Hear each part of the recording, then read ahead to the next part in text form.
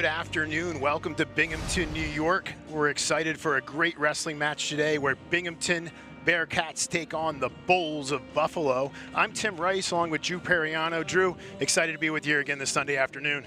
Yeah, great to be here. Like last week, the weather is perfect out there. Oh yeah, typical Southern New York weather. As we take a look at the Buffalo projected lineup, a couple of key matchups tonight. One that we're looking forward to definitely is that 285 with Toby Cahill. Right, Toby's coming off a win over Strigow from Michigan. You know, great win for him. He's starting the year strong. He's actually a Clarion transfer, won 25 career matches for them, and looks like Joe Doyle might be back in the lineup tonight. Yeah, as we take a look at the projected lineups from Binghamton, we see Joe Doyle in the lineup, so hopefully he gets in action tonight. The fans here can see him. Missed out last week when they wrestled against Stanford. So we're going to go ahead and begin at 125 pounds here this afternoon. Taking the mat for Binghamton, it looks like Micah Rose, and he is going to be taking on Tristan Doherty of Buffalo.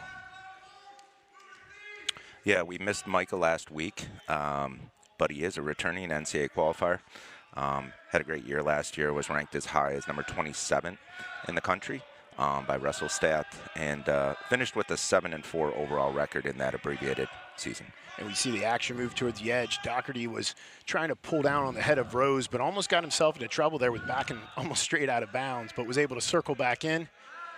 As both guys are locked in a little bit of a finger fight. The referee doesn't like that, calls the stalemate. You will see that called. If the guys can't get off those finger locks, the referee will stop for a stalemate. Oftentimes it looks odd from the stands. You're saying, why is this guy stopping at a stalemate? But yeah, those fingers, they want to stay off those fingers. And Tristan did start every duel for Buffalo last year. Again, abbreviated season, but does have some experience under his belt. Had a couple good wins last year, one over Gio DeSabato from Ohio. He also had an 11-3 major decision over Austin Macias from SIUE. Doherty, again, was giving up some ground there as he drives in. Still in bounds. Referee stops it, brings him back to the center. Doherty's just got to be careful because this, as he's retreating, he did fire off a few shots, but if he keeps stepping back like that, it probably won't be too much longer until he gets a warning. But here's Rose in on the head inside attack. We'll see if he can finish. Comes up to the far hip. Nothing yet. Got the hand touch takedown called, and I think that was the right call there. Absolutely the right call. And you see what Micah did with his left hand. He got it above the knee. That's exactly where you want to go. Capture the other leg. It was pretty much textbook. And when you say above the knee, what's the advantage of going above the knee as we get a quick caution? To limit scrambles. So we're trying to limit that scramble by staying up above, off those ankles, and staying off the mat. Like you can see, get much quicker finishes when you're up on the higher levels. And I agree with you, Tim. That was a great call by the official. Yeah, just for reminding fans who are maybe more of a high school fan what a hand touch takedown is in college, there is absolutely no reaction time. So once you get rear standing control, you get behind the guy, you got him under control. If a hand touches, it's 2. And that's what happened in that situation. Is Rose again with a nice mat return, building his riding time advantage up to over 30 seconds now with about a minute to go in the period. Doherty takes the action out of bounds and will recenter. And Micah does a nice job with that claw ride. We saw a little bit of that last year. Looks like he's going right back to it. And, you know, he gets that weight going forward and gets the pressure going forward, and he'd love to ride this period out. You mentioned an NCAA qualifier. One of the difference between a qualifier and an All-American is being able to handle a guy in the top position. That's what Rose is doing now as he's trying to get the mat return and able to return to it. And you're going to see Coach Midich in the corner being pretty outgoing there. He works with these lightweights here, does a great job last week, and I think he was on the road recruiting, but he's going to provide a lot of energy in the corner. Doherty gets set again in the middle. He's done a nice job of getting motion coming up off the mat. Hasn't been able to get his escape, obviously, to this point. And you know Coach Borschel at Binghamton's wanting him to look for turns. And, you know, at this point, when a guy scores with 30 seconds, you know, Coach Borschel's going to say, go get another.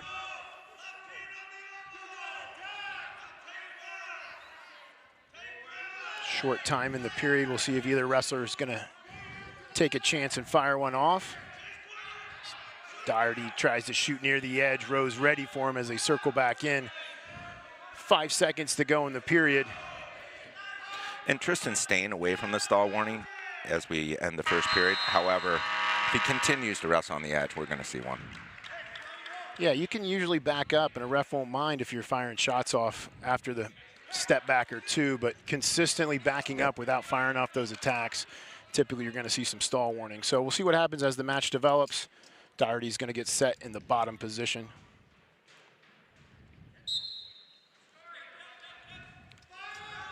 So we'll see if Doherty can get out quicker. Rose is going to be able to increase that riding time advantage.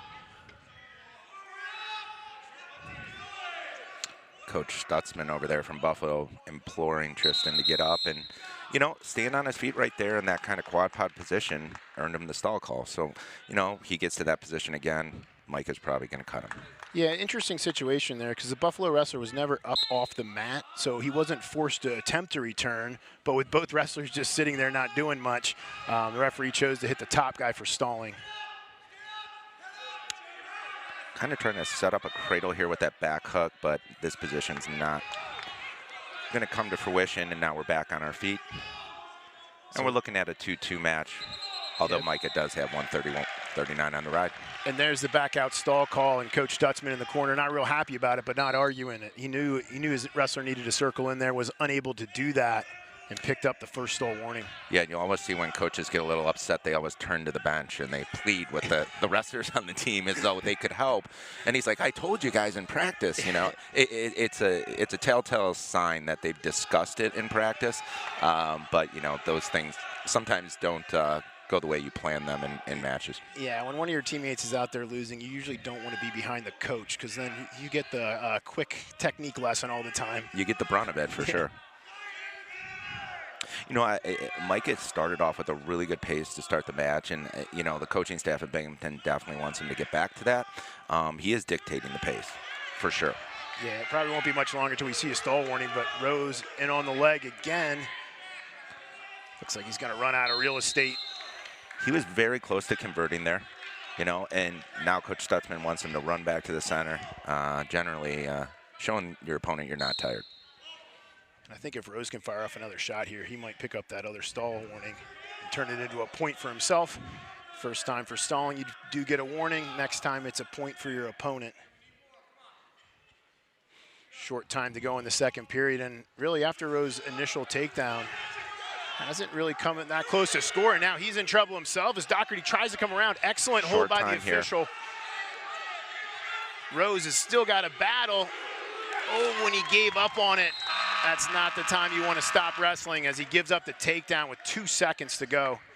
Checks with his second official and see if they agree, and they do. So that's going to be 2 points, and that's a huge takedown for Buffalo. Tristan did an excellent job there fighting off, or fending off an attack and then firing off his own.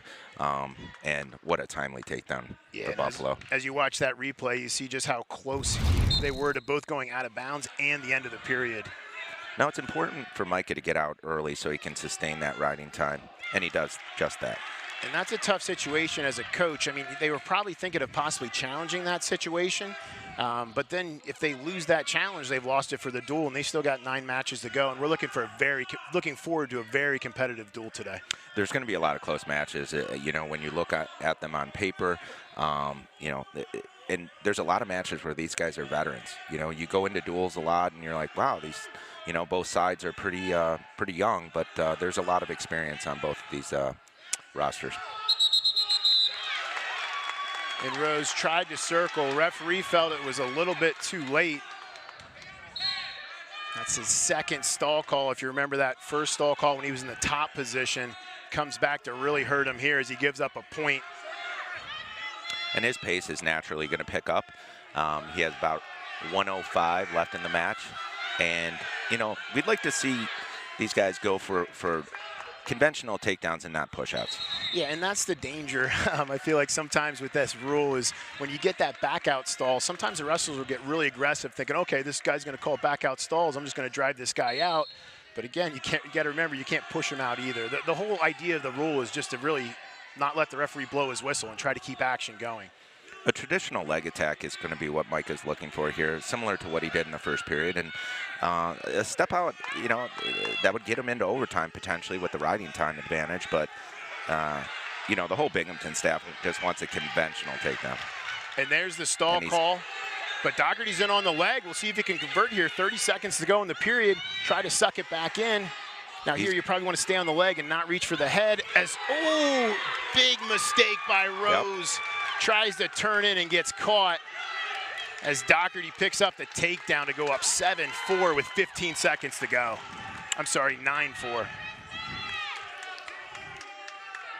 And in that situation, Mike could probably, dare I say it, should have played the edge a little bit. He was doing so as best he could, but that scramble led to those back points. Absolutely. So very entertaining match to get things started.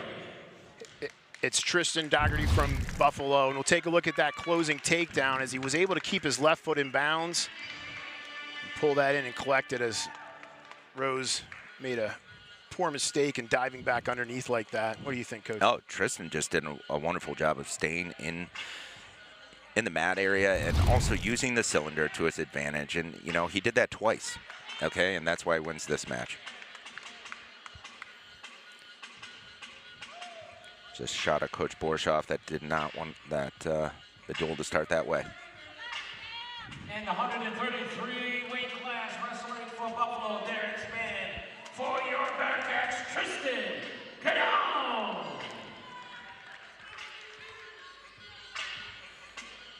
So it looks like for Binghamton, they are going to send out Christian Ganon at 133 pounds, where he will be taking on Derek Span of Buffalo. Yeah, Ganon is actually a Bloomsburg transfer who finished third at the Bearcat Open earlier this year. Very capable wrestler, holds great position, has good leg attacks. But he's up against Span here, who's a two-time NCAA qualifier, and definitely on paper the leader of this Buffalo team.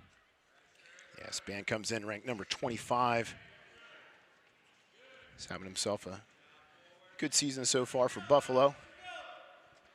And never a good sign when you come out with both nostrils taped to start the match, but that's how Ganon is starting it. So must have picked up a nosebleed in warm-ups.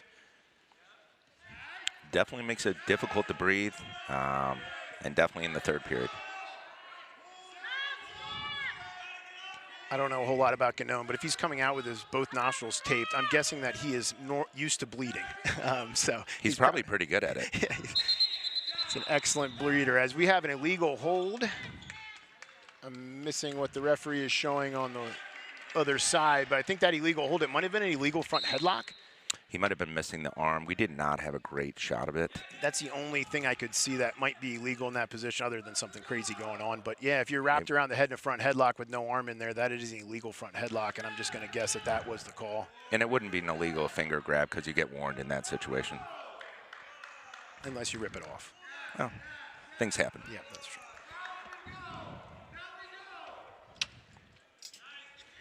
Nice shot there by Span, but Ganon ready for it. Span had an excellent year in 2019, 2020. Finished the year 23-6, and this is impressive. 17-2 in duels. And Buffalo definitely gets their duels in. 19 duels in a season. As Span trying to crack him to the far hip while keeping his own hips up. Ganon does a nice job at trying to fight through this position and get to a power position, but ain't able to do that as Span is all over his ankles. See if Span can get the hips back a little bit more in circle. Referee's going to give him 2 there for having control.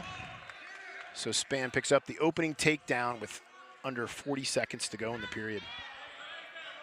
And already this early in the season, as Span goes for back points right away. Did not get the full complement, though. A 3 count, I believe it was. So just remember, in college, 2 swipes is 2 near fall points. If you get a 4 count, that is going to be 4 near fall. The referee will not award them until the bottom man can defend himself. And Span did an excellent job of just completely opening this matchup early on. And this is why I really like the point of emphasis this year for the NCAA. One of the points of emphasis is making sure a guy's at a 45-degree angle before counting back points. And, I mean, you can see how quickly back points can just blow open a match. So you want to make sure a guy earns it, especially in these tilt situations. When you knock him to a hip or something, you want to make sure that guy is held at less than a 45 for the full 2 count. Make him earn those points, not just giving them away. Because, that, like we just said, I mean, a couple sets of back points, and it's an 8-1 match right now going into the second. Right, and it looked like for choice, Gannon went neutral, and Span is in yet again. Very clean finish. He's going to be working on these tilts again. Got a pretty good view here, you know, early in the season, and Span's definitely got his shoulder taped up pretty well. That's a situation where Gannon, you know, as tempting as it is, you do not step over in that situation. You need to fight hands. Conventional stand-ups work. Yeah, with a guy that likes to tilt, you want to be up on your feet, working your stand-ups, not rolling around the mat, getting your wrists caught. And at the very least, he needs to work up. You know, the inside leg normally is what we say as coaches. And there it is, that roll through tilt. It looked like David Taylor just came into our picture. Yeah, Span looking good with that tilt. Looks like he was just hitting it in practice as he was just waiting for Gannon to pop up, rolled him right through, picked up all 4 back points, and we are 2 points away from a technical fall, which will end the match, and I think we'll get it right here. And he's got to be careful about the fall. I know it's just a tilt, but I've seen some pretty good wrestlers pinned in a tilt, so you do have to be careful with that situation. So able to get the 4 near fall. It's going to make the final score 18-1. I'm sorry, 19-1. Adding that riding time point on for Derek Span. So Derek Span from Buffalo picks up 5 team points, and that'll increase the lead to 8-0 in favor of Buffalo. And that was a workman-like tech fall by Span. You know, he just he dominated from start to finish. We'll be back at 141 pounds after this.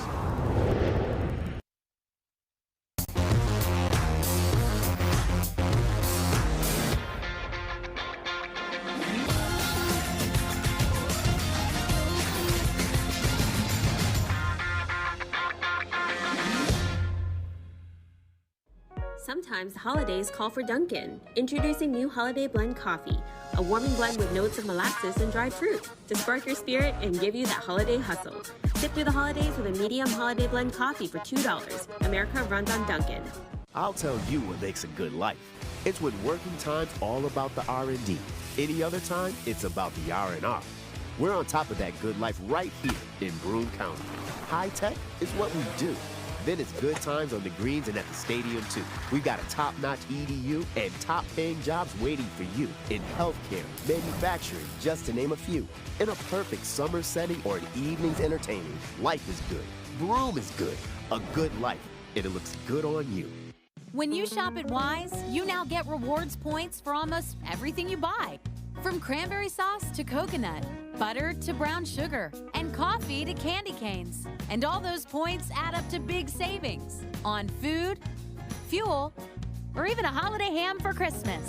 Saving money? That's smart. Earning points every time you shop? That's Wise. Eat better, spend less. That's Wise. NBT Bank is proud to be one of Forbes' world's best banks. So whether you need personal or business solutions, financial advice, or the latest mobile banking technology, you can be sure with NBT, you don't just have a great team, you have one of the best.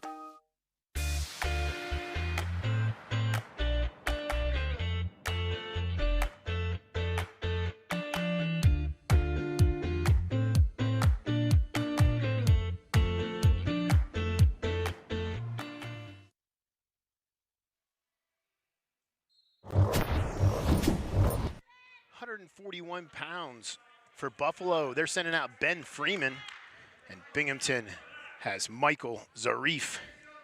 Yeah, and Freeman's actually a Michigan transfer. Had a decorated high school career, 4-time state champ in Michigan, 167-0 in high school. And he did get some starting time at Michigan, but again, like we said last telecast, you know, when you're on a team that's consistently ranked in the top 5 in the country, it's hard to find those starting roles. Zarif doing a good job controlling the elbow. Freeman has the front headlock position. Zarif able to clear out. And, last time out, Zarif was, scrambling out of some positions, although, kind of a little bit of wear and tear on the knees. So let's see if today, maybe a little bit more conventional defense when the shots come. Or, let's just see him create some offense.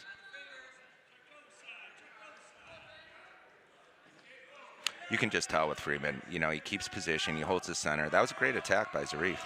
Zarif left that arm hanging out in the wind. Yep, got it caught. Freeman was able to catch it with that underhook. Zarif, see if he tries to duck the leg. It looks like he's just giving up on the position and waits for the stalemate.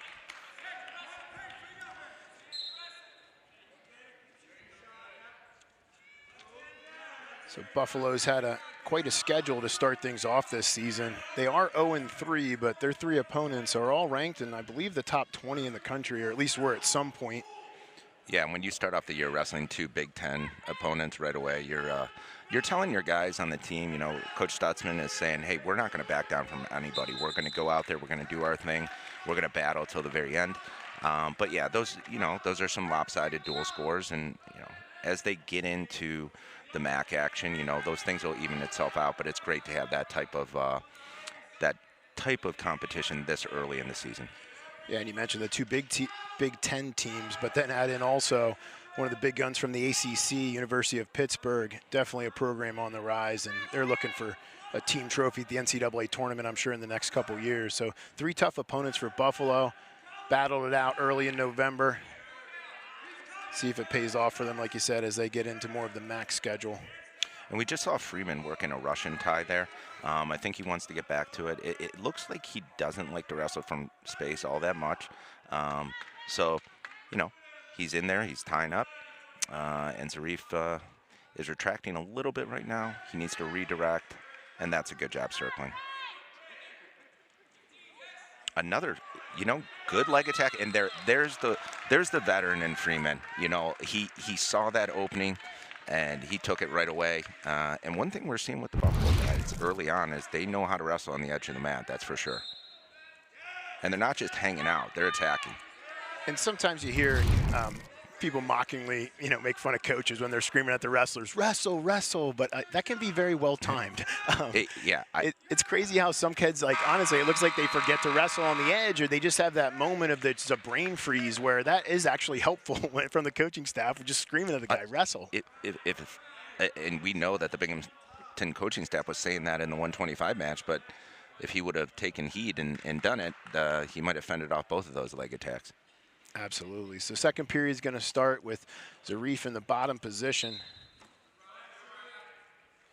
Zarif able to come up to that quad pod position, starts to fight hands.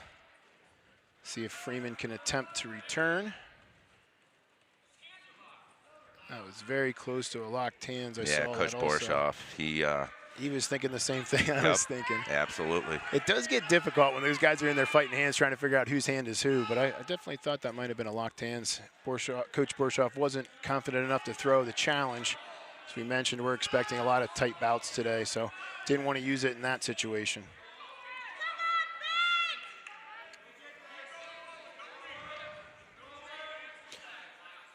A lot of ear-to-ear ties in this match has slowed things down. And this is a situation where a simple level change might open something up. Good club there by Zarif. Yeah, he's coming from right field with that club on a couple different ones. Now, that's something that doesn't seem to bother Freeman too much, and that's something maybe the young wrestlers can learn. Oftentimes, these D1 guys take big clubs, and they don't care. They just eat it and keep moving forward, and there's a stall on Zarif. Right. I think if Freeman can kind of time maybe that hard club coming from right field, he might be able to take a shot and take advantage of that position. Yeah, and I mean, when you look at elite level guys like a Kyle Snyder, they club, but they attack off of it. They club, and that's their setup for their leg attack. And Zarif's capable of doing that 100%. Now you're seeing his level go up a little bit higher than Freeman's. And these are the type of matches we thought we'd have tonight, minus the tech fall there. Close matches, Looked like he might have tweaked something right there, and unfortunately, for him. That's going to result in a leg attack for Freeman. And a tight ride here with really short time. Not the time you want to give up a takedown with short time in the period, but it was a strange flurry there. Zarif fired off a shot, kind of looked deer in the headlights for a second, and Freeman was able to take advantage of it and pick up the 2 points. So Freeman's going to take the bottom position with a 1-point lead. Yeah, and I think right there, like, Coach Stutzman does a really good job of, just reminding the guys very basic, basic from the bottom position. He's saying close elbows off, close hands off, get to your feet right away. And Freeman's been doing this a long time. He's a fifth-year guy, but, sometimes guys need a reminder even at this elite level. So Freeman able to get up without a problem, pick up his 1 point for the escape. Makes it a 2-point lead, but it's Zarif who's in on a deep shot right now. Real deep, and he tried to bow him there. Not a bad idea. Never want to switch off in that situation. And Zarif right now, and I'm sure the Binghamton staff saying it, get right back to it. Now Zarif has got to be careful with these hands of the face shots. That last one was a little bit low, it looked like to me. I think refs are letting that go a little bit more. When it first got introduced to college wrestling, they were using it quite a bit. Zarif's in a really good situation here. If he can lock that left ankle. Yep, he's got to step over. Freeman's got to keep battling. This could be danger. This is a good hold by the official right now. Yeah. Can't quite see what's going on the far side with the legs. It looks like Freeman's blocking off. It also looks like Coach Middich wants to be out there wrestling. Yeah. It's not going to be. He's letting this go. Yeah, he's caught. He's sitting on his butt. He's got to find the face right here. He's got to find the face. I think this is an excellent hold by the official. Now, this could be a danger here. He's got to break 90 to get a danger count. And Zarif right now can't hip heist, so you're not seeing that on the far side from the shot right now, but he can't hip heist to be able to get the control. He needs to find the face right here. He's just in a weird position because it's like he has a Turk, but it's with the wrong leg. That's got to be a danger zone right there. He's broken 90. So again, the referee's calling danger there. Now Kyle threw the brick. And he just showed back point, so I'm not sure. We got 2 bricks out there. Kyle's came out. Sneakingly yeah, he's sneakily trying to get it back in the corner, which is great. Really intelligent on his end. But Coach Stutzman, rightfully so, threw the brick. This is a tight situation, right? And, it's a good challenge. So we're going to try to unpack this situation. We had a couple things going on. Referee is looking for control, but he's also looking for that neutral danger zone situation. I'm sorry, you throw the brick there because it's a win or lose situation, I mean, that was a perfect time to throw a brick. And you're not necessarily sure you're going to win it, but, you got to give your athlete the best chance to win. And, when guys look at their coaches up and down the lineup, they want to know their coach has their back. And in that situation, both coaches had their athletes' back. Yeah, and just to explain the neutral danger zone situation, remember the athlete needs to settle in that position with his back less than 90 degrees. Once that settling happens, so to speak, that reaction happens, the referee's going to say danger, followed by the color of the athlete, danger green, danger red, and then they're going to follow that with a 3 count. If they get to the 3rd count, it's 2 points. So danger green, then it's danger 1, danger 2, danger 3, and then they'll throw up the points.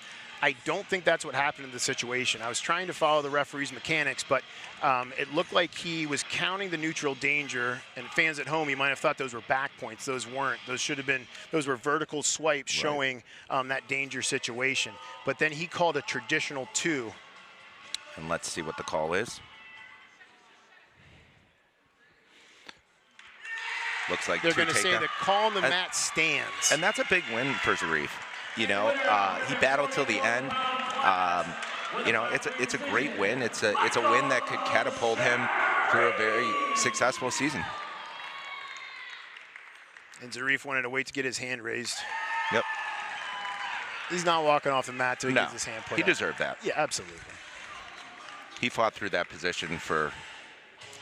That was almost a minute. Yeah, that was a weird one. That was like a leg Turk with your bottom leg, not really where you want to be Turking. And as the referee noticed, he couldn't hip heist, so he was holding it for a while, ended up giving the 2-point, I think, traditional control. So very tricky situation to officiate there.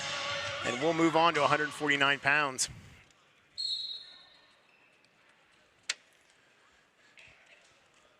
So for Buffalo, they are sending out John Arceri, and he will take on from Binghamton, Nick Lombard. Really low center of gravity for Arceri.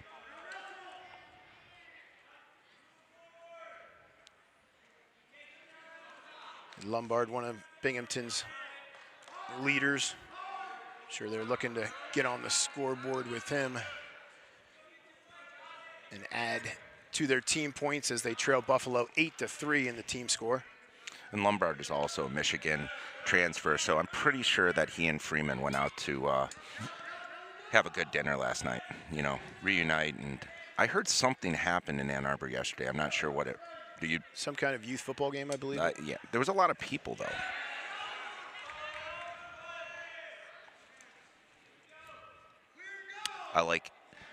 I definitely like what Lombard's doing right now, you know, digging those hooks. It's going to be hard to get in there. John's keeping position.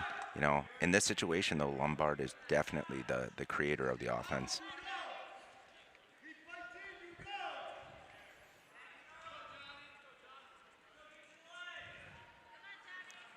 And when we do see our first quality leg attack, it'll be interesting to see how these wrestlers react, because it's still early in the year, and I think sometimes guys don't necessarily trust their shape just yet. Yeah, we're still neutral here with about 1:15 left in the first. Yeah, both guys holding center. Not a whole lot of movement from the middle of the mat. They're interlaced with their fingers again. And sometimes you see the ref, you know, issue a warning with the locking fingers. But, you know, early on in the match, you might just want to let it go. Now, here comes some clubs from John. Yeah, oftentimes when those guys get in the finger locks, the referee can get a little verbal there and talk the guys out of it without having to stop the match. And really, that's the goal, is to keep the match moving. That's what fans want to see. I think the Binghamton facilities staff probably should have just only issued a couple cheers for the coaching staff, because you knew Stutzman wasn't going to use it. No, he's a stander. That's what's difficult at the NCAA tournament. The chairs are actually locked down into the mat, and so if you like to That's rock... for referee safety, I think. But. Yeah, well, if you like to rock, or you like to, you know, get a little, I would call it... Get some movement going. Yeah, you know, burn some calories, right? You can't really do that at the NCAA tournament. But right here, Stutzman has a lot of basketball court to walk on.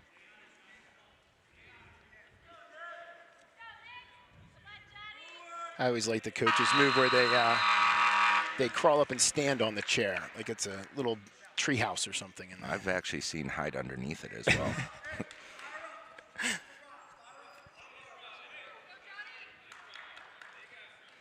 So a pretty uneventful first period. Although the hand fight did pick up. I was going to say, minus a few head clubs. Yeah. A little whack-a-mole going on there in the first period. But other than that, not a lot of action as Arceri gets set in the bottom. We'll see what Lombard can do on top as he goes double thigh pry. And up to this point, you know, the guys that have been in the bottom position for Buffalo, they have done a good job of working up to their base. And there you're seeing it again. Now he wants to break the lock. Good scramble here. And you see that count by the referee, and it just stopped as they both come up to their feet. So Lombard, now he's got to be careful. Can't just drive him off the mat here. He's got to attempt to return, and he did enough to do that.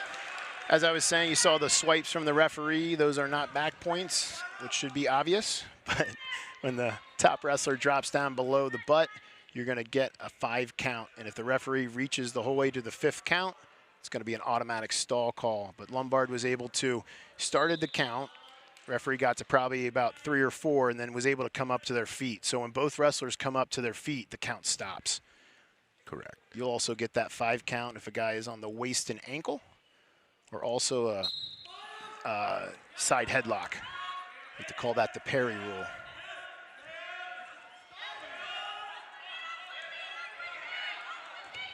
Good finish there.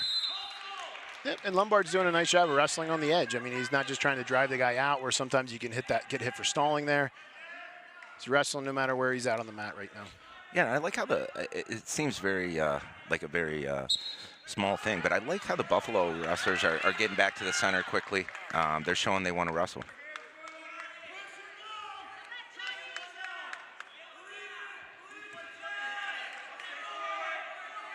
John is actually a transfer from Nassau Junior College, which is a very successful program in New York, and I believe he helped them win a national title one of the years that he was there. Lombard able to drive up under. He was doing an excellent job at driving those knees underneath. Now he's stuck, though. Our series got that arm trapped. Yeah, I love when guys. I love when guys trap the arm. There's not many places you can go from there. Now, and if the top guy's able to kick off to the side, sometimes he can turn that into his own points. But at a minimum, if you keep that arm trapped against the chest, you're going to get a stalemate call.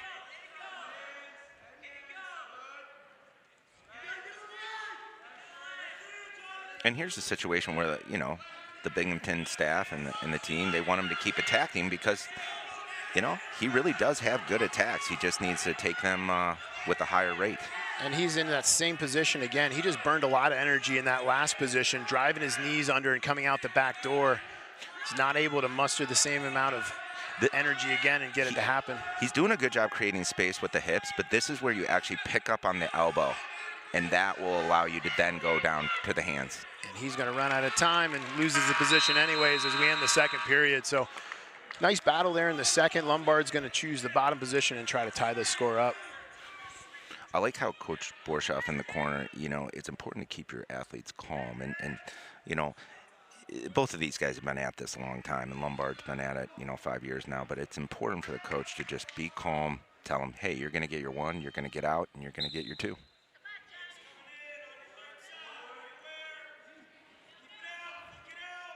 And there you see the count immediately started, but now in that tripod.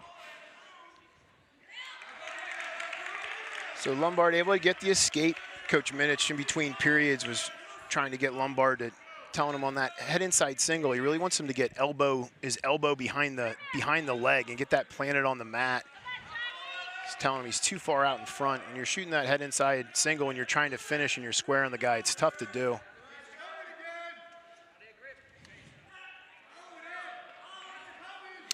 And it looks like Coach Stutzman wants, he knows Lombard's going to shoot, and it almost seems like their strategy is to wait for a reshot because he's really good at those.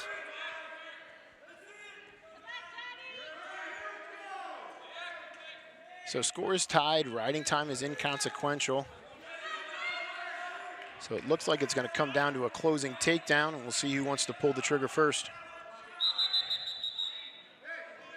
Interesting. Just getting a restart here.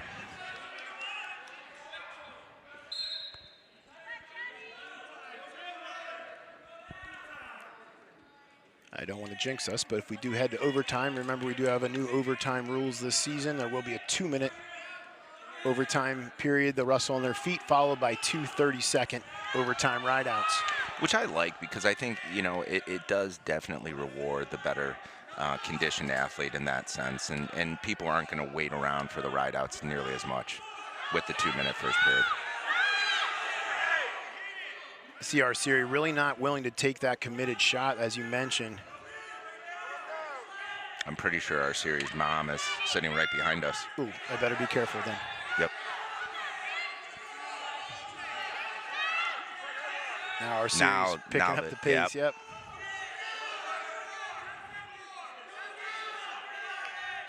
They're elbow clearing. They're doing a good job. And now we get to see the new overtime. So they'll put 2 minutes on the clock. They're going to wipe out the riding time. That doesn't carry over into overtime, so 42-second riding time advantage will go away. 2 minutes will come up on the clock. And here we go. I wonder if either of these guys have ever been in an overtime match in their career. Not one where they wrestled 2 minutes. There you go. I'm guessing they both have experienced a few. Now our series trying to fire off some more committed attacks as he gets his hands on both legs, sucks it up big, and plants Lombard on the mat. Powerful. What a takedown, what a finish from our series to put a stamp on this match. I mean, that was one of those situations when he got in there, he was not going to waste that opportunity. Now we'll take a look at this replay, and this is just tough wrestling right here. Picks him up, puts him right on his hip. So big win for Buffalo. They put 3 more on the board. They go up 11-3.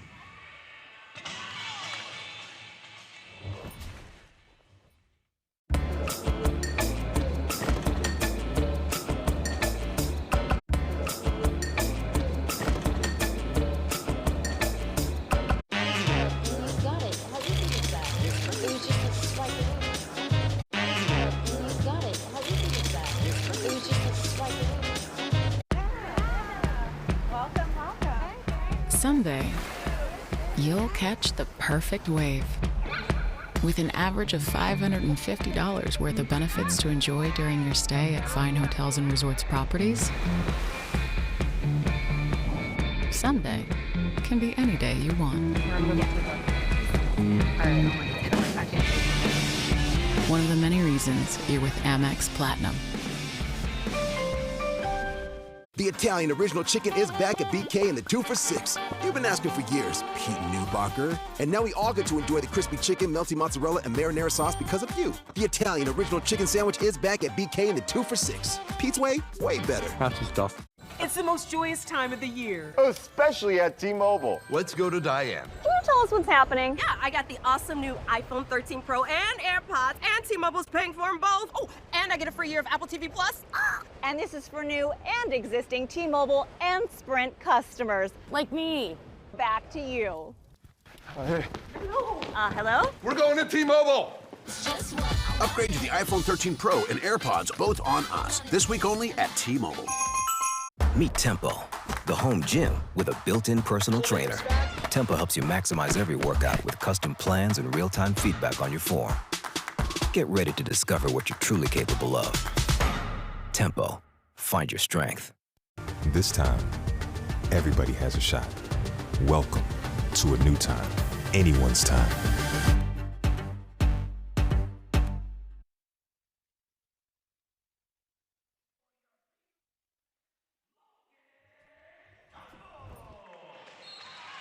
£157 from Buffalo. We have Ty Raines, and the Bearcats are sending out Logan Gumbel. Trying to get on the right side of the scoreboard as they find themselves trailing 11-3 as we head into 157 pounds. And nice I think go behind attempt by Gumbel, unable to get behind to get the two though.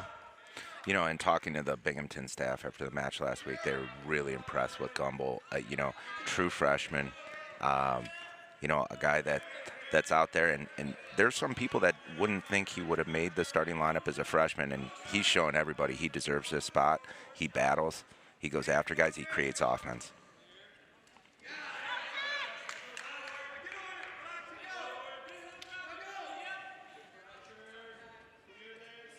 Raines, you know, a little bit taller here, which is impressive because Gumbel's not a short 57 by any means.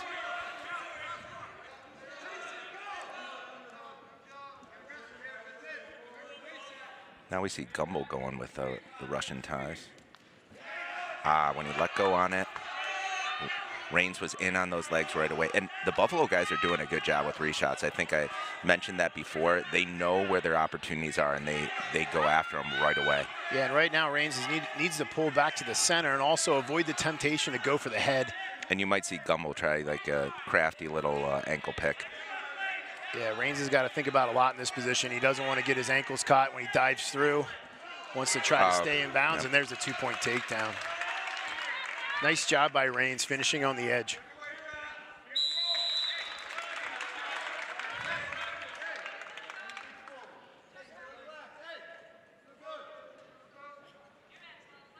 Once again, you see Buffalo just championing that position on the edge of the mat. I mean, they're very good at it, and that'll come in very handy at the MAC tournament and hopefully the NCAA tournament for them. Yeah, I'm sure that's something Coach Borshoff will be talking about in the practice room this week as Binghamton is preparing this week to head out to Las Vegas. They'll be heading to the Cliff Keen Invitational Tournament. It's this Friday and Saturday. This is a position where Gumbel wants his head off the mat. His base it's solid right here. He wants to avoid the back hooks as well. Now he's got that claw ride, so he wants to peel the top hand in this situation. And you can see that Raines is a pretty good rider by the way that he's getting his knees in there and putting some weight on the hands. But Gumbel's doing a great job of, you know, getting to a position where he can make something happen. So in that claw position, when a guy's got a thigh pry and a claw, you're saying attack the top hand. What's the advantage of that over attacking the bottom hand? if you attack the bottom hand, there's a great chance you're going to get wristed, and then you're going to be down there for a long time. And, when I was coaching it, it was interesting, and you want to actually grab it with the same hand. So if he's got a claw right side, you want to use your right hand to peel it down. Then you want to close the elbow off, and then you can worry about the other hand, because the other hand is inconsequential in that situation. Yeah, and you see these guys, a guy like Span, I mean, he wants you to dig for that low hand. You Absolutely. start reaching underneath and digging for hands, you're right in his wheelhouse. And once you give up a cross wrist to these guys, it is tough to get your hand back. As we end the first period. I mean, that's ending a first period textbook. You're up 2-0 and you have 120 on the ride. You have to feel good about things. And the match is far from over. We all know that. But, that's a good position to put yourself in. And Raines did get warned for stalling. Referee didn't feel like he was doing enough trying to break the guy down. But he'll take that stall warning after a nice ride out in the takedown. Good lift.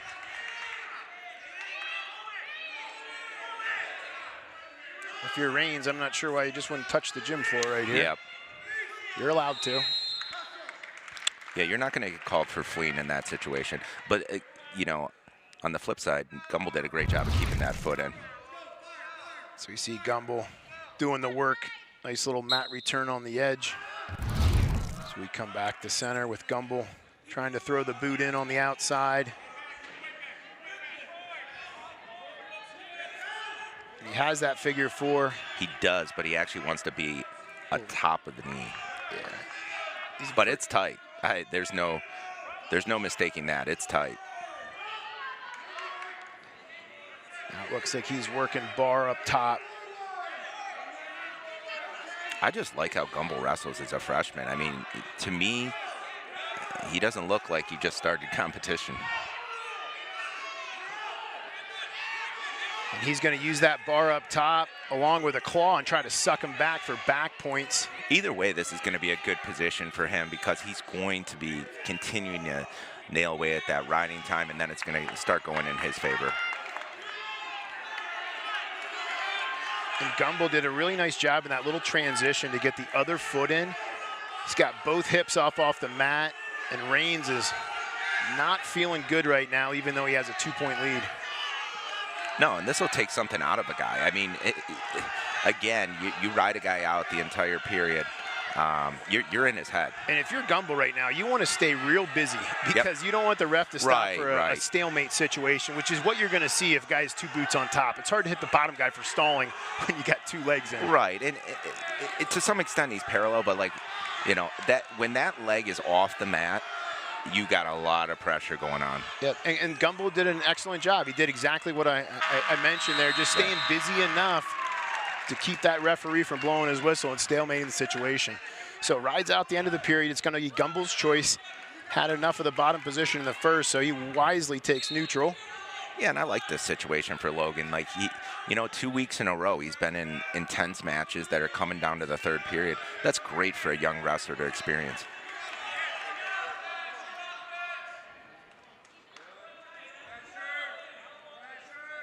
Of course, having an 18-2 or 19-2 tech fall is also fun. Yeah, both work.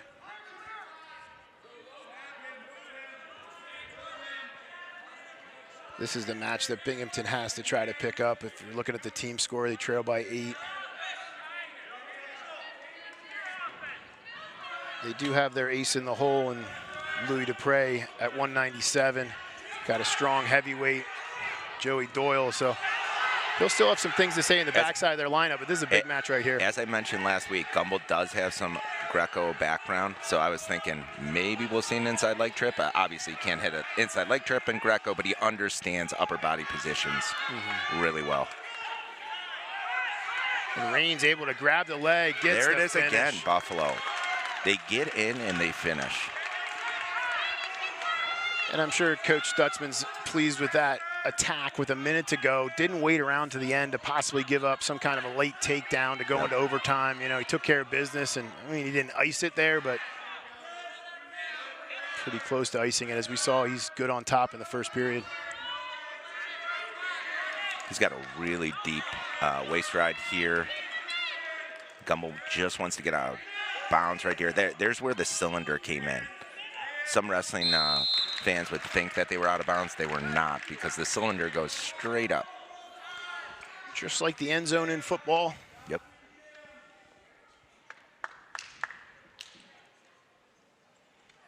That'll be the day in wrestling when we have like fake lines and a cylinder, like some yellow cylinder. Next gen stats. Yeah.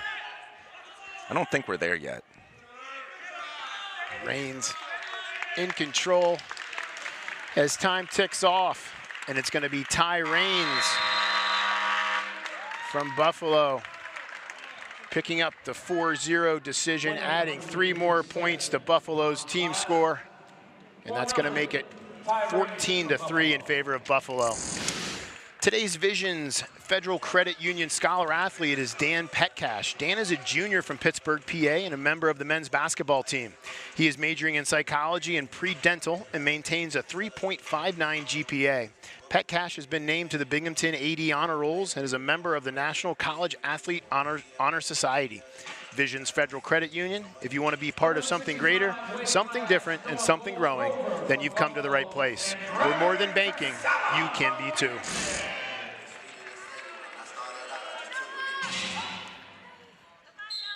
So moving on to 165 pounds, we have from Buffalo, Noah Grover, I believe. I'll fix that up in just 1 second.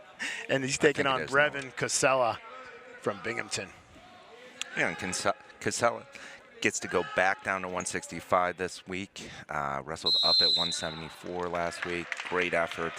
But back at his natural weight class this week. And as I so confidently said, it is Noah Grover out there for Buffalo. I felt you were pretty confident.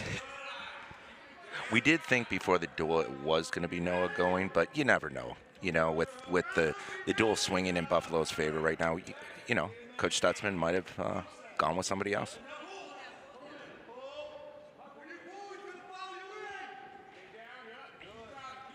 Both these teams should be feeling relatively good. I mean, they did have no competition this week as Thanksgiving was on Thursday, so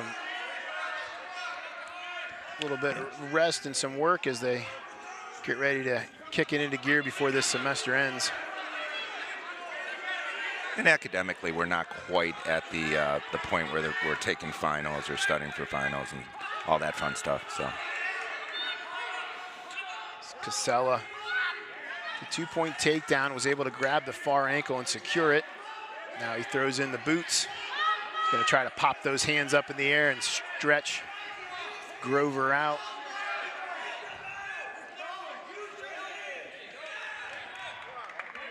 You know, Casella, we said this last week, even up at 74, he had a height advantage, and he does yet again, and he will a lot throughout his career, especially if he stays at this weight class. He just does a great job with it, stretching the guy out. Of course, he'd like to get him flat, but, you know, at the end of the day, we keep talking about riding. We should be, you know, seeing these guys try to get some turning attempts. Nice first move by Casella. And he tries to pull him into his lap, goes now, long claw again. Last week, this is what got him in trouble, so we'll see if he makes this adjustment. You actually want to flatten the guy out here. I know he's looking for points, but in this situation, you want to get your hips a little higher and get his weight going forward. He does have that wrist. Good call by the ref there. Yeah, it's tough to officiate that position a little bit. I mean, neither guy is really doing anything. Top guy is picking up riding time, so you don't want to let that situation go too long. Yeah, and you know, some people would think, well, that benefited Casella, but like that would have been very difficult. Oh, here we get some swipes. Yep, and Grover was playing it on his head. That is criteria for back points, and I think now we're going to have 4. So yeah, that's tight. Referee is holding 4 back points until the bottom man can defend himself. And I like that Casella proved me wrong. He went for the points right away. He's not just riding. And now he's trying to go to work as Grover's hanging on the hand, and he can't do that. And there's the stall warning on bottom man. So you can't make it obvious for the official. When you're clammed up underneath just holding on to a wrist, it's an easy stall call. And you know, he's in a tight situation right there. And let's see what he chooses as we go to the second. Coach Stutzman tells him go neutral without hesitation. Yeah, of course. As we saw what Casella can bring on top. But I've been impressed with him on his feet. As you mentioned, last week he wrestled up, and he was firing off double legs attacks, and there's another double leg. Nice elbow post there. Did get himself stuck underneath a little bit, but with those long arms, he's going to be just fine right there. I was just going to say, I mean, I don't know a whole lot about Casella, but sometimes those guys with the long arms, they can, maybe their technique on the doubles isn't always as crisp as it should be because they can take advantage of that huge wingspan. You know, they can dive in and catch 2 hamstrings, no problem. Right. And there's another shot by Casella, followed by a stall warning on, stall on Grover. Yeah, and that rewarded the wrestler, you know, for continuing to attack. I mean, he's been attacking since the opening whistle, I should say, and you know, he wants to clear out of this front head. He wants to control elbows. This ref is doing an excellent job of restarting and keeping the action going, and you know, it's better for the fans as well.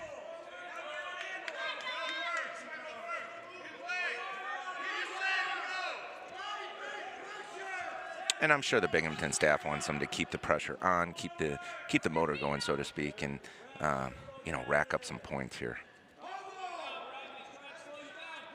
Yep, there it is. Coach Borshoff just said he's trying to slow you down. Oh, he had that elbow clear right there.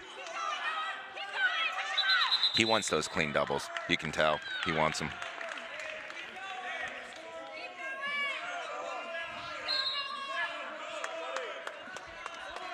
And this is an example. In an earlier match, we were talking about taking steps backwards. Casella's taking a few steps backwards, but you can tell he's trying to make space to set up his attack. Yep. Oh, it's calculated. He's not just going out there and hoping. He knows what he's doing. He knows his best setups. Again, he's getting his head stuck underneath a little bit. Yeah, nice elbow post double, but just getting stuck with the head right underneath the stomach, and that's not where you want to be. And that's a situation where, if possible, the coach is going to say, choose a side. Choose your best side and close off that side. A nice shot by Grover near the end of the period. I don't think Casella was ready for that. Nope, short time. Tough Casella situation. should be okay here. Yeah, and protecting the athletes is obviously very important. So we get a potentially dangerous call with 4 seconds to go in the period. But Tim, you're absolutely right. It was short time, and we saw just a little bit of mental lapse, and that's what happens in D1 wrestling.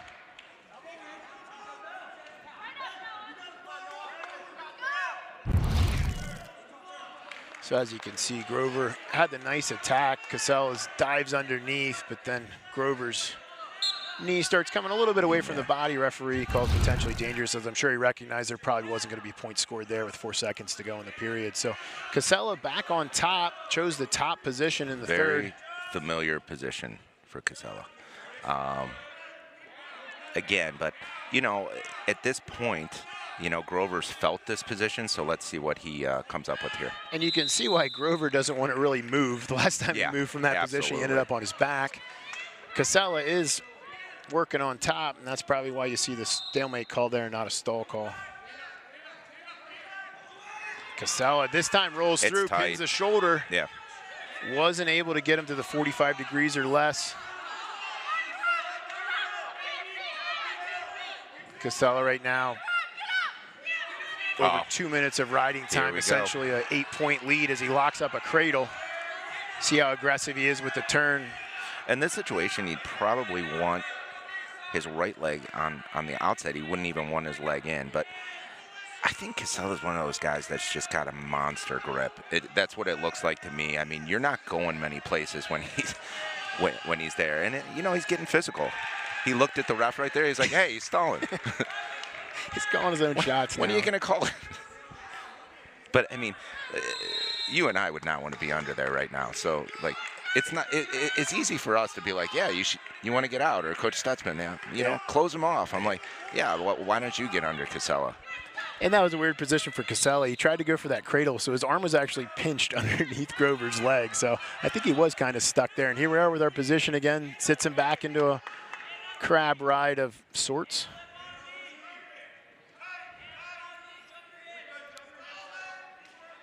I think there is a chance that Coach Stutzman would say, yes, I will wrestle Casella.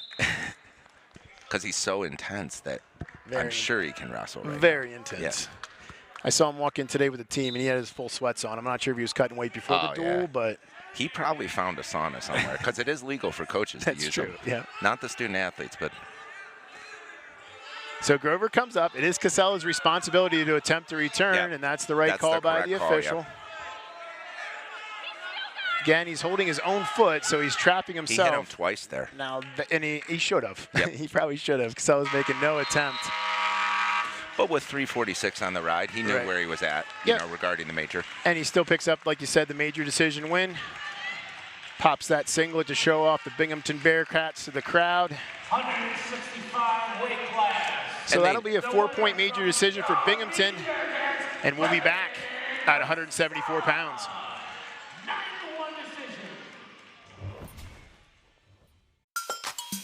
There are mornings, and there are woke up late, out of toothpaste, spilled coffee in yourself mornings. At least with the 2 for $4, you can do breakfast your way. Want 2 of this, or that, or this and that? Mix and match with a sandwich and biscuit on the 2 for $4.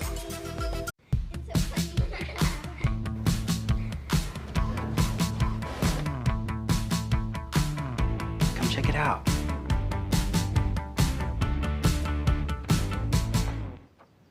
It may not be music to your ears, but as long as it's music to theirs, bring the volume back to the venue with exclusive ticket access to unmissable events. One of the many reasons you're with Amex Platinum. So I'm going too, right? Hey. Dad, I'm working. What's the matter? You can't talk to your dad and work at the same time, huh? Is your new laptop not powerful enough? Oh, it's powerful. How about now? Huh? How about this? Still good. Breaking up. Break. Hey, you taking a break? I was just leaving you a message. Want a laptop that has it all? That's Intel Evo.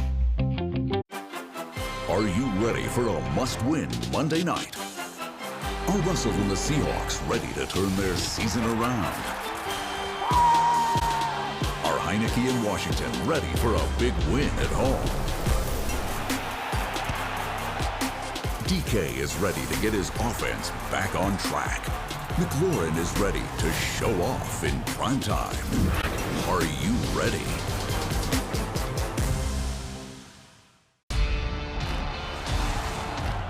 Severson, shot, score! Oh, what a hit! Oh, save! Are you kidding me? He scores! What a goal!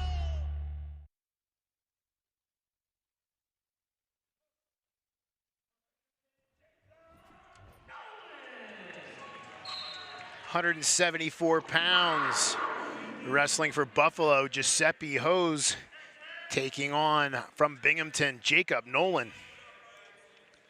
Yeah, and we were just talking about this before we came back on, and you know, sometimes Buffalo uses Jake Lanning. Didn't really know who we would see here tonight, but you know, now the duel's getting a little closer. It's 14-7, and you know Coach Stutzman has a strategy here. Absolutely. Nolan in on the attack early.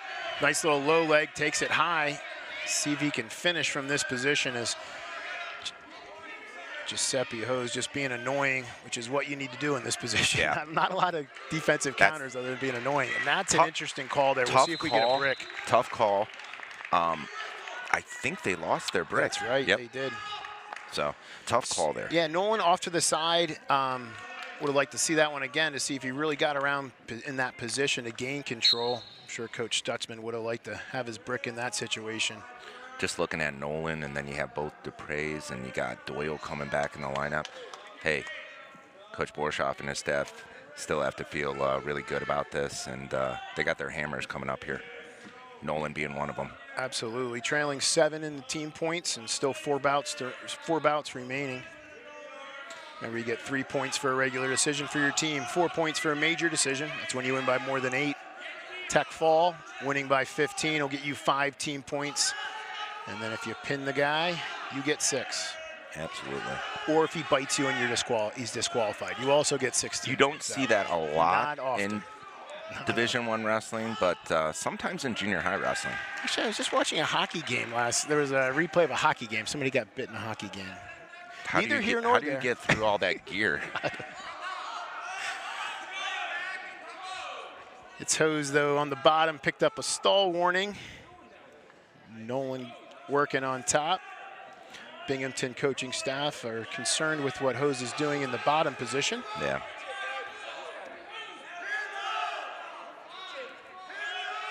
Asking the famous rhetorical question, what's he doing down there? Or get him a pillow, you know, those cliches. A well-timed get him a pillow is an excellent one. If overused, it's not effective. This is a good time for me to formally apologize to Fred Garcia, one of the assistant coaches for Binghamton. Last week I said that he went to Bloomsburg. He went to Lock Haven. And those guys are pretty competitive. No, I said Bloomsburg. I screwed it up. I said Bloomsburg, I think. Well, you might take it, but, like, I might have fed you that information. So let's put it on me. And rightfully so. They get the stall call, and now we're up. Binghamton's up 3-0 now, and riding time's approaching 2 minutes, 15 seconds left in the period. So 2 stall calls in the first period. Don't often see that, and that's going to set us up possibly for some more points as the match goes on. Remember, the next time if he gets hits for stalling, it's going to be a 1-team point. And if he gets hit again, it'll be 2 points. And as we see Nolan trying to finish as he trips, able to pick up the 2-point takedown. I think the officials are just double-checking that he got warned twice, which indeed he did. 9 seconds left in the first. So as I was reminding folks at home, that penalty sequence, it's a warning for stalling, and then it's 1 point, 1 point, 2 points, and then the match is over. And that is 16 points. So that's another way to get yourself 16 points other than having your opponent bite you. Right. You're fixated on that. I am. Yeah. I saw before the match, I caught a glimpse of Coach Garcia, talking to Nolan. And, I'm guessing that they were talking about major decision, and how he's going to attain that. And one thing you would need to do is escape right away so he can get back to neutral and start his leg attacks again. And Nolan just doing a nice job staying up on his feet, frustrating Buffalo wrestler to get his escape and build his lead to 4-0 with over 2 minutes of riding time advantage.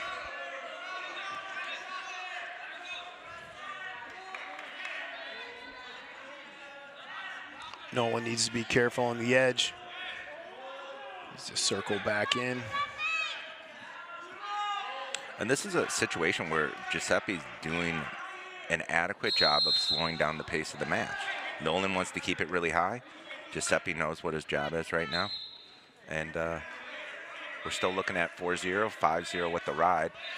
And that's what Nolan needed, a deep leg attack. And a good call by the ref, but a quick one. See one of those, another position very similar to the last position where he was awarded 2. I think over the years, we've just increased scoring in college wrestling, and it's been a great thing for the athletes and obviously for the fan base. Looks like the referees are kind of talking to each other about that last call, just confirming that they were good with it. They're not going to look at it themselves. As a reminder, Buffalo does not have that challenge brick, so they can't throw anything. Oh, nice duck under. Good defense by Hose, though. So slick little duck by Nolan. Looks like he's not going to be able to finish from that position. All right. Let's see what happens. Little extra on the edge. And Nolan didn't like it. So here's that. Beautiful duck. Duck under as they go to the out of bounds line. And then on the finish, he does a great job finishing normally, but his head was, deep into the second period, his head was down a little bit.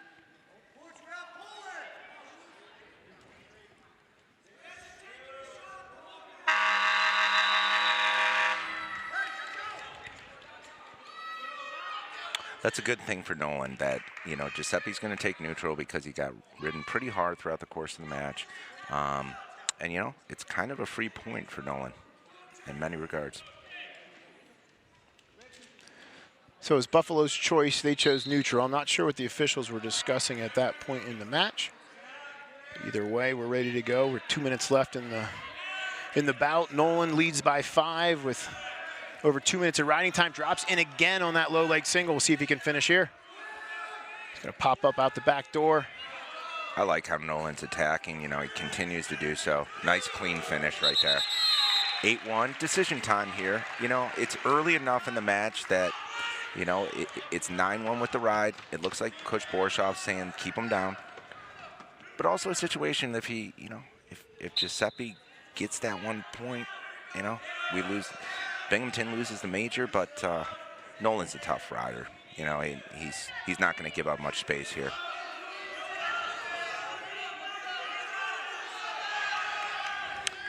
Looks like the Binghamton crowd wants another stall call. And, you know, he's got a really deep waist right there on the right side.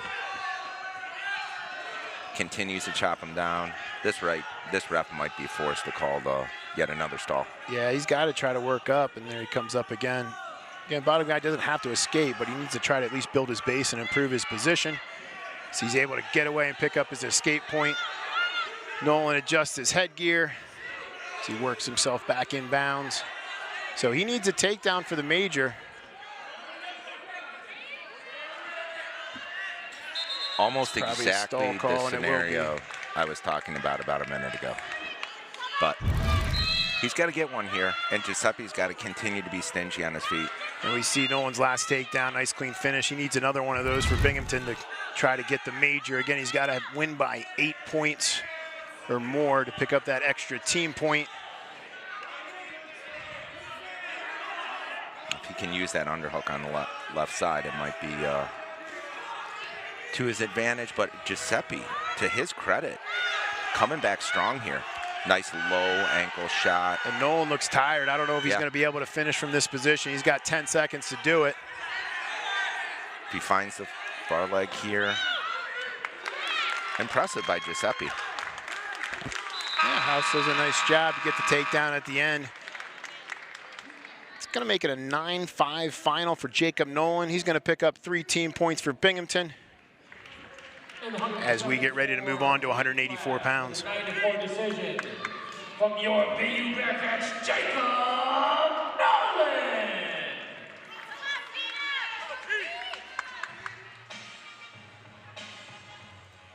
184 weight class. For Buffalo, Peter Isarardi. And for your BU Bearcats, Sam DePrey.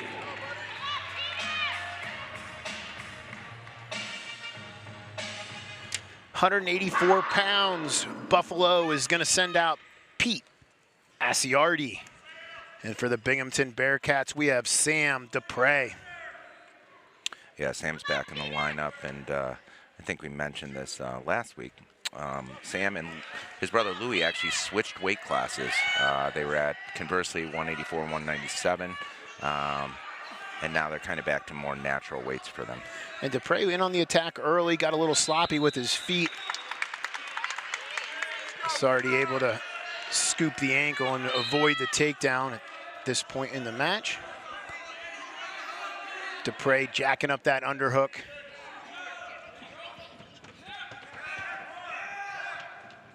Before Sam missed the last duel against Stanford, he did come off a 3rd place finish at the Bearcat Open, which I believe is his highest finish up to this point.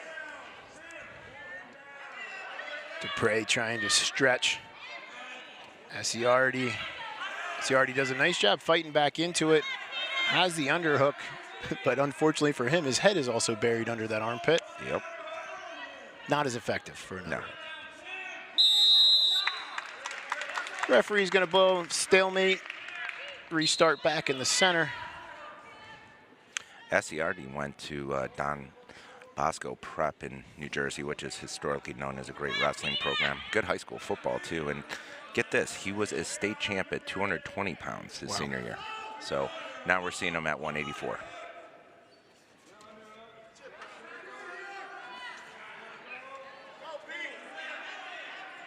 And Asiardi just really slowing things down. Able to set up attack of his own, though. Drops down to a foot. He's got an ankle. See if he can pop up out the back. DePrey doing a nice job of keeping the weight on the head right now, just sitting on his head. And that's where you see you know, Sam used a little bit of the leverage that he has in this situation and did a nice job of stopping the conversion.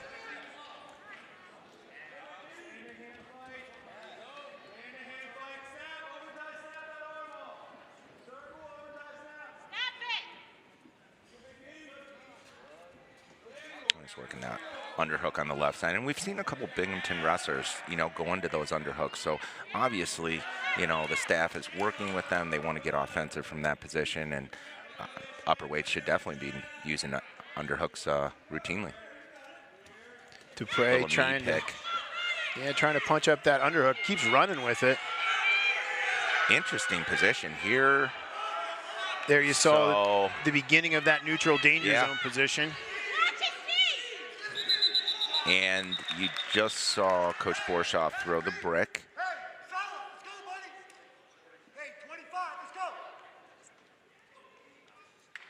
Coach Borshoff is pretending that he did not throw the brick. He's done that twice. I really like it. Because this was his rationale, okay? You can't do that, by the way. He feels good about 97 and heavy, right? Yeah. And this match is the one that it's kind of up in the air a little bit. And he's like, Coach Borshoff might have taken acting classes at American. That's next level. I'm not even kidding right now. Because if you look at the mat lip on the other side, you can't really see the brick. I love how he doesn't throw it out on the mat. He's throwing it on the side. Foot to just subtly scoot it over.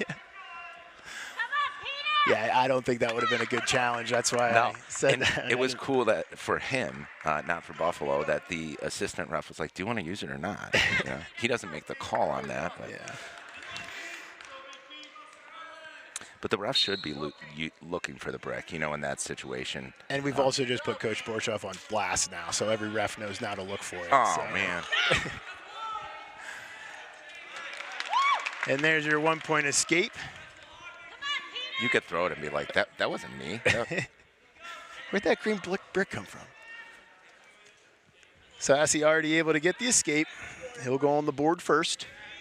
And here's Sam with that left side underhook yet again. He needs to rotate his feet to the left side as well.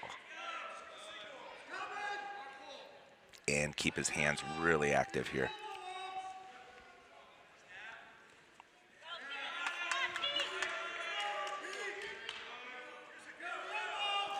Dupree with the underhook on the opposite side. Wants to try to circle his head to the same side as the underhook. So a lot of battle in upper body here so far at 184 pounds. Yeah, both athletes want to create some angles right here. We're seeing toe-to-toe wrestling, as I call it. You know, ear-to-ear ties, which, you know, they might feel comfortable in there, but at some point somebody's got to open up here. Yeah, it's hard to score from that ear-to-ear position unless you're pulling a duck under. Pretty good attack there. Yeah, he's doing a nice job controlling the underhook. Picks up a stall call on Asiardi as we're in a scramble. He's got to try to get his knees down on the mat if he can. 20 seconds to go in the period. Wants to get weight going forward. And Asiardi's got a death grip on that ankle. But Dupre's got to try to slide down. Asiardi's in good position here. He's on the ankle. Asiardi can definitely scramble. We've seen that throughout the entire match thus far. Coach Stutzman just reminded his athlete that he does have a stall call.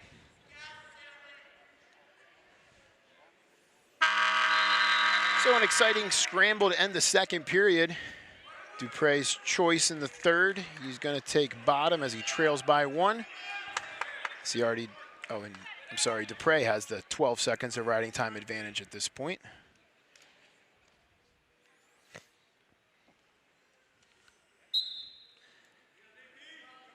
This is a big match. I mean, all the matches are big from here on out with a 4-point differential and the team scoring only 3 bouts remaining. But if Buffalo's able to pick this up, Binghamton's going to have to pick up bonus points in one of the last 2 matches to be able to win this duel.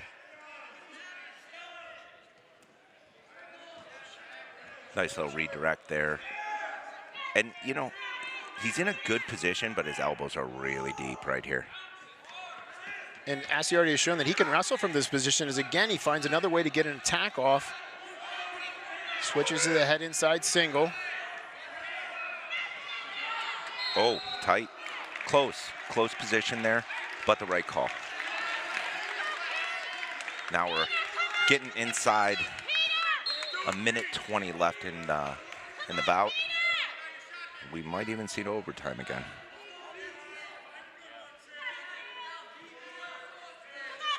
There's that left-sided underhook yet again, but he's not rotating toward it right now. You almost get the feeling that both wrestlers want the other guy to shoot.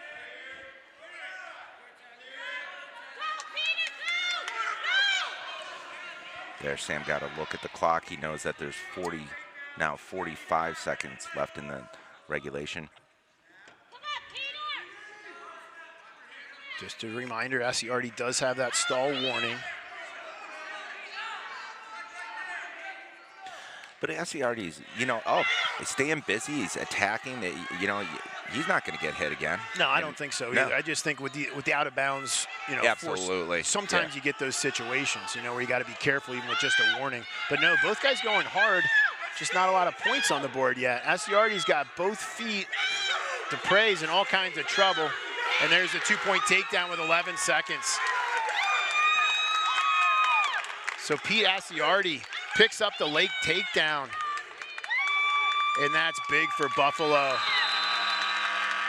Huge win for the Buffalo Bulls at 184 pounds as Pete Asiardi takes out Sam Dupre 3-1. So you see this closing takedown. Asiardi did a nice job of just staying low. Dupre unable to get his hips up and out of that position and gives up that takedown. And just the entire time stayed composed. Got it. How easy was that? It was just a strike.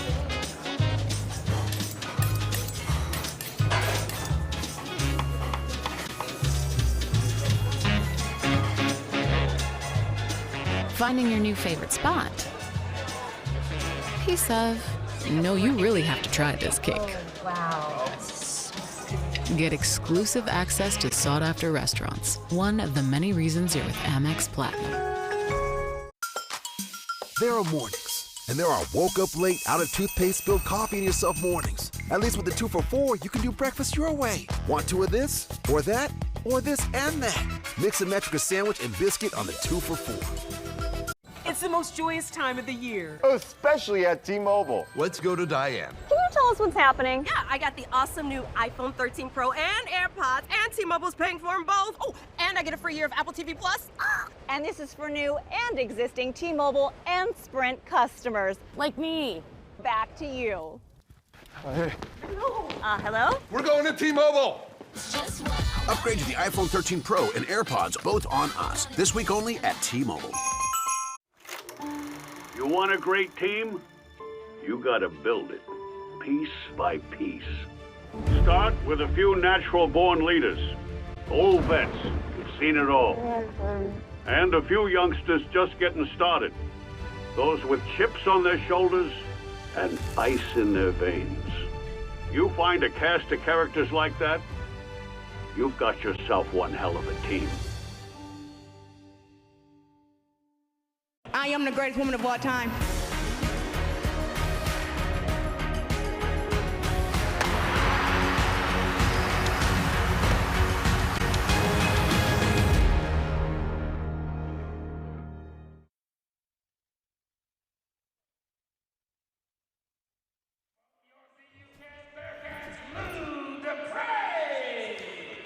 £197 for Buffalo. We have Sam Mitchell. And he's going to be taking on Binghamton's Louis Dupre. Nice, Louis, and right away on a clean attack. And Louis knows his job here is to be looking for a major, if not more. Yeah, Binghamton needs it as they trail by 7 in the duel. They need to pick up a bonus point win either here or at the next bout. Ben Lake Turk.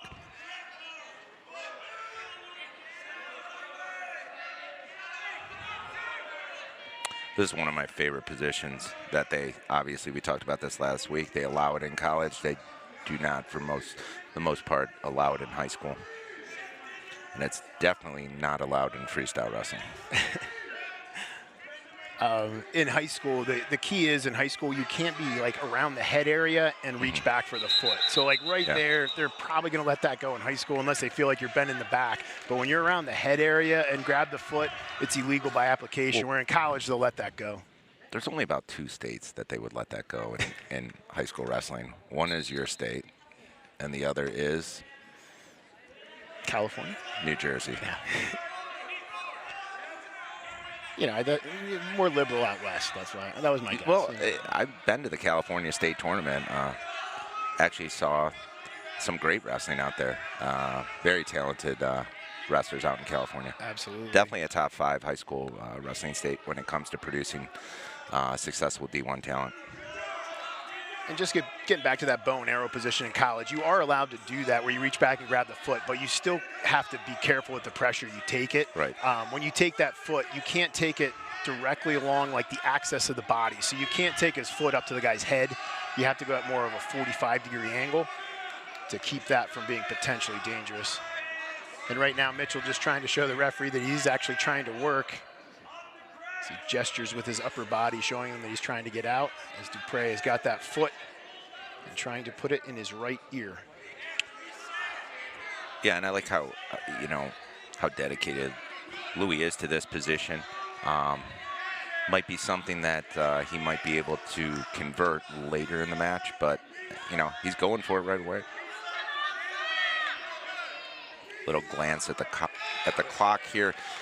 He made the cardinal error of locking on your own hands in the bottom position. That's a sure sign for a referee that the bottom man is stalling when you're locking both your hands and not letting him pull him back. So that makes it an easy call for the official. I knew as soon as he did that, I was expecting a stall call coming in pretty quickly. And this is at the point of the first period and how this match has gone. He got the leg attack. He got the takedown right away. He can't let him out at this point. He's just got to finish on top.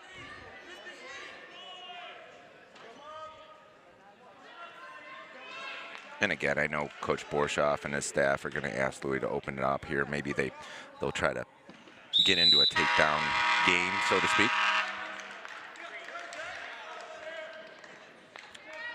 Louis' choice here. Yeah, going down right away is the right choice there because, now you're up 3-0 with the riding time, essentially 4. You're getting in the other guy's head to some extent, and Mitchell's playing catch up. And Dupre, obviously the heavy favorite here, ranked number 13 in the country, but trying to get those extra team points is always difficult at the Division I level. Even if you're ranked and the other guy's not ranked, to try to get that 8-point separation is not easy to do. But that's exactly what Binghamton needs from their stud up at 197. And Mitchell doing a nice job of riding on top. He's putting Louis in that quad pod position. That's not necessarily by choice. He's got him in there. He's got some weight on the hands. And they hit the top guy, So we saw that similar position earlier where bottom guy's just on a quad pod, top guy's not really doing much either. Referee picks top for stalling. And the Binghamton team that's mostly on their feet now made sure that the ref knew that was 1 point. He did forget for 1 second, but he made the right call.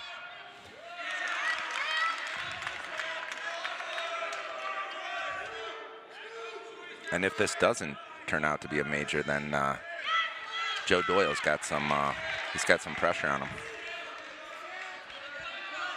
As you mentioned, Binghamton trailing by 7 in the team points, 3 for a regular decision, 4 for the major. If Binghamton's able to pull that off at these 2 last weight classes, that'll tie our match up. And then we get to look at the wonderful dual criteria. It's always fun to figure that out. The first one's easy. It's number of wins. Well, that would be tied. Unfortunately for us, if Binghamton wins both, it's going to be tied 5-5. We move on to the second phase of the criteria, and that is total number of falls, forfeits, defaults, and DQs, which is 0 at this point. So we move down to our third dual criteria, which is total match points from any match that ended in a decision, a major, or a tech. So you got to do some math when it gets down to criteria number 3. So I'm sure the table workers and the referee would rather keep it into criteria 1 or 2, but Criteria number one of number of wins is going to be impossible if Binghamton wins the last two, because as we mentioned, it'll be 5-5. So. And right here, Mitchell's done a good job. I mean, you know, the score, like I said before, it's essentially 5-0. You know, Louis got to have at least 3 leg attacks here in the third period. And Mitchell takes top probably for 2 reasons. One, I think that's really Dupre's best chance of getting major decision, getting those bonus points, is getting able to turn them. So Coach Stutzman wanted to get his wrestler up on his feet, but Dupre's in on the attack early, and we'll see if he can finish and put himself in an advantage to get some back points. Mitchell making it tough on him, and it might be Mitchell, and it is Mitchell that comes around and gets the 2 points. Now that changes things with 1:30 to go. It's surprising, but to Mitchell's credit, he's wrestling the entire match, doing a great job here. And now Mitchell's a place where you want to be right now. I'm sure Dupre didn't think he was going to be in a dogfight in the third period. He was thinking about how he's going to find those bonus points. And now he's in a little bit of a battle. Super impressed with Mitchell here. You know, second period on, really.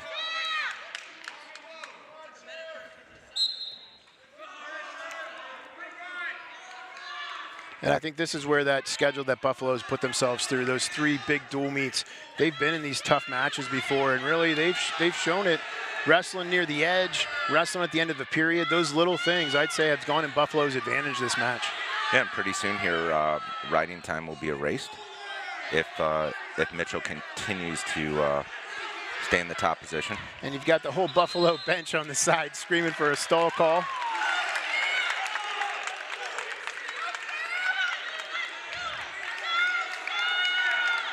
And you don't see Louis Dupre get called for stalling very often, so that is also to Mitchell's credit. Now you can tell he's gassed right now, and he's hanging on for these last 51 seconds. A look of concern on the Binghamton bench as they see Dupre fight up as they go out of bounds. We talked about this last week. You didn't add any extra mat area to the out of bounds. No, I thought you promised that you were going to do that. I talked to the custodial staff. They weren't into it. Okay. There was a basketball game right before we started here. It was a excellent game. I think the final score was 110-42. We couldn't get this mat out quick enough. No. Mitchell anchors in on top. Dupre, again, having a hard time just giving it up to his feet. I think he's trying to bait another stall call on Mitchell from that position. Dupre sneaks a look at the clock. Probably going to get hit again, I would think. And there it is. And at the end of the day, you know, this is a situation where... So you got to let him go now for Mitchell. He's telling him. That's not going to be 1-point escape, though. Mitchell never gave him a chance to turn and face, and that's a mistake. Bit of a clock issue here. Not bad. Yeah, I think we missed 4 seconds. I think we might need to be at 14.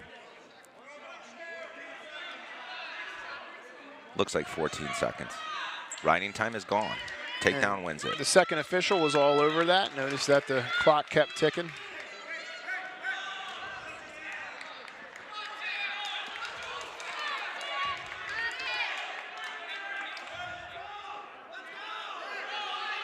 Yep. And Coach Borshoff's talking about the team score right now. And Coach Stutzman wants this match to get going. Not happy. So the score should be 5-3. Dupre got the point off the escape. But Coach Stutzman, I think, knew. I think Mitchell made the mistake when he just shot right away and didn't let Dupre clear. I think that was going to be the time for him to get a shot off. And Louis just squeezing with everything he's got and comes away with the win. But I tell you what, Sam Mitchell. Yeah, you can't be too upset with him if you're the Buffalo coaching staff. That makes the team score 17-13 in favor of Buffalo. So it's going to come down to heavyweight, where Binghamton needs some bonus. And now for the big boys, 285 pounds from Buffalo, Tobin Cahill. So it's all going to come down to this final match, and this is our match to watch and our wrestlers to watch. We have Joe Doyle from Binghamton, and he is taking on Toby Cahill from Buffalo. in what should be a good one, and there's another takedown. Another quick call, but I mean, it's that side position again. The referee's been consistent with it tonight. That's the third time we've seen that position. He's given 2 each time. So Doyle out early with the 2-point takedown in 12 seconds.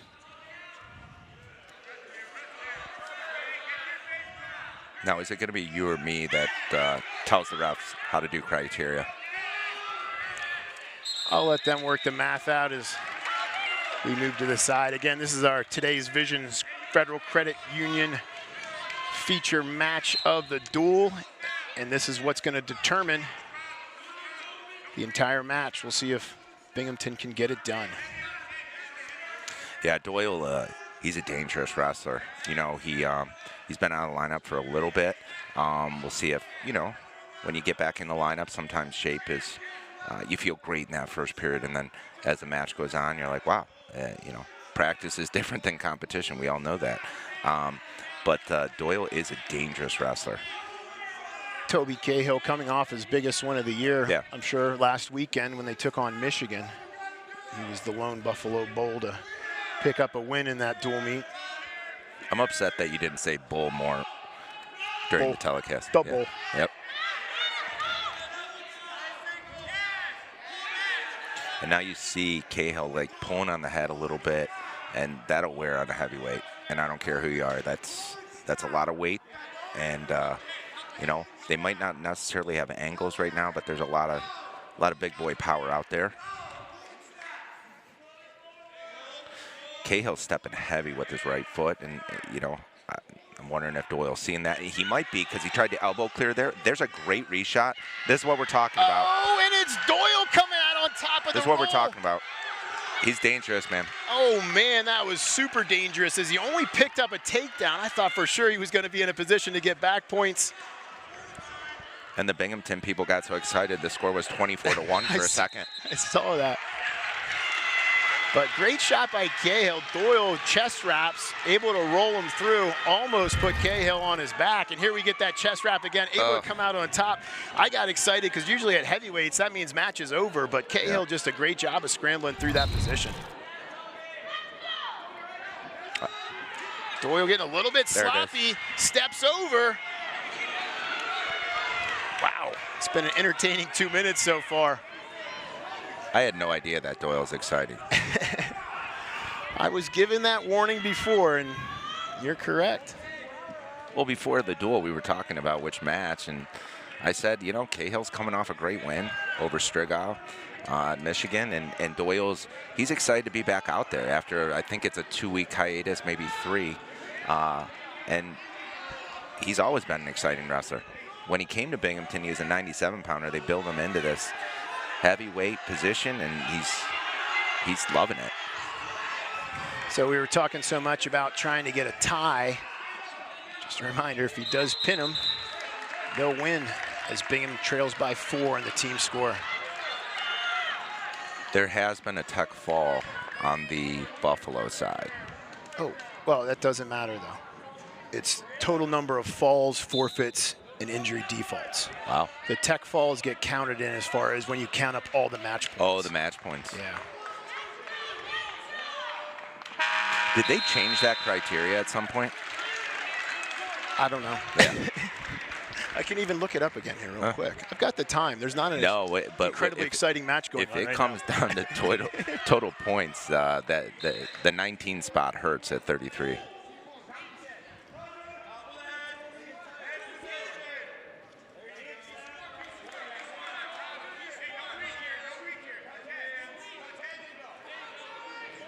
Doyle wants to get back to his attacks here, and obviously Cahill wants to get some attacks off of his own. I mean, he's definitely capable of this.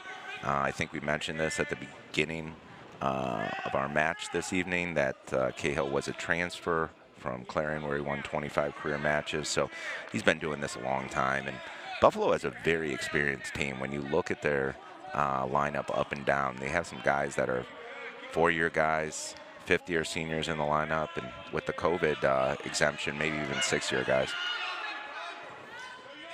And I did double check my work.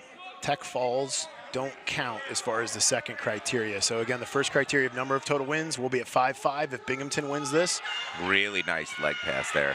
And who tried to go for a cradle? I thought he's just got that it factor at heavyweight, you know, where if he sees something, he's going to go for it, and he's not going to apologize. And he's well on his way to a major right now, as he has a 5-point lead. Minute 40 of riding time. Both benches up on their feet, cheering on their wrestlers. Great battle of Southern New York. We call that the Southern Tier here. You know what? I passed a sign that said that. Yeah, it's the Southern Tier. I also found out after our telecast last week that Saranac gets nowhere close to Binghamton. Oh, and unfortunately for Doyle, he's going to have to take an injury time. Looked like he was grabbing his ankle, and it does look to be heavily taped. Yeah. And, you know, when you're at heavyweight, you know, you got these guys. Doyle weighed in at like 230.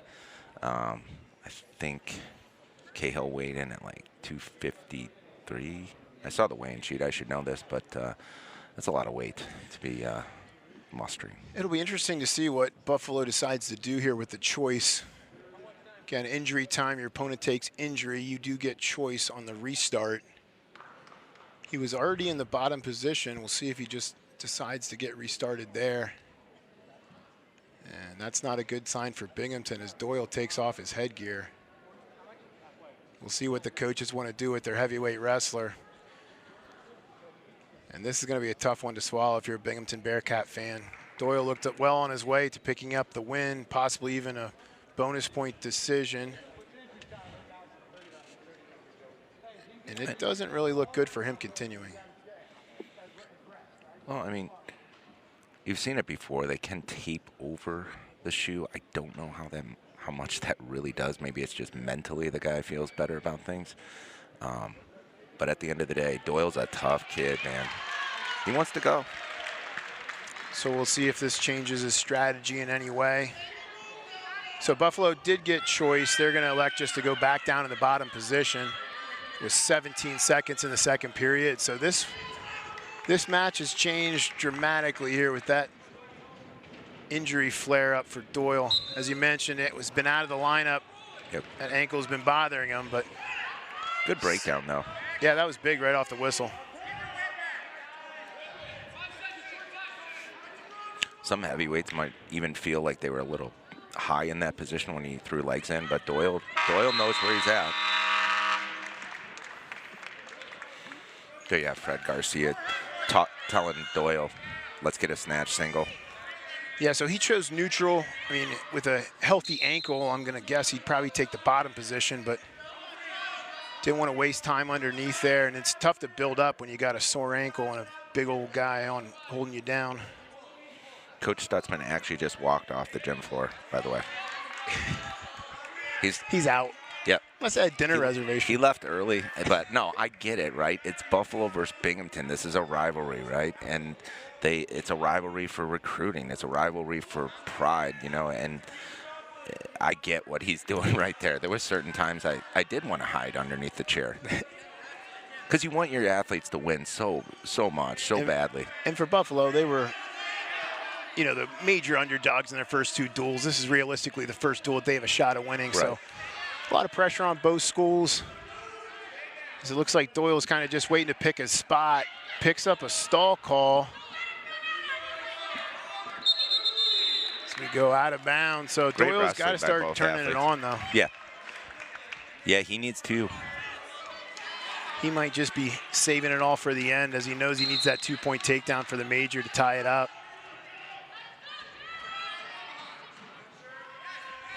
And all I can tell you is if he does get the major decision, we're going to have to do some math.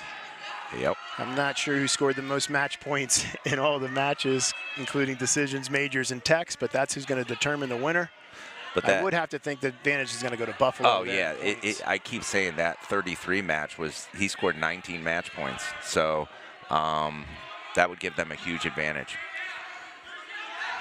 But Dole, he's got to do the work first. He has a basically a 6-point lead with riding time. Needs this really takedown. Nice attack. This is where I thought yep, that's what he does right there. He's a fun wrestler to watch. Yeah, But hopefully he gets himself healthy and is able to compete at his highest level as the season moves forward, because definitely showed flashes of some brilliance today as he just dives in. Yeah, he's hurting a little bit, and Cahill, he's a veteran.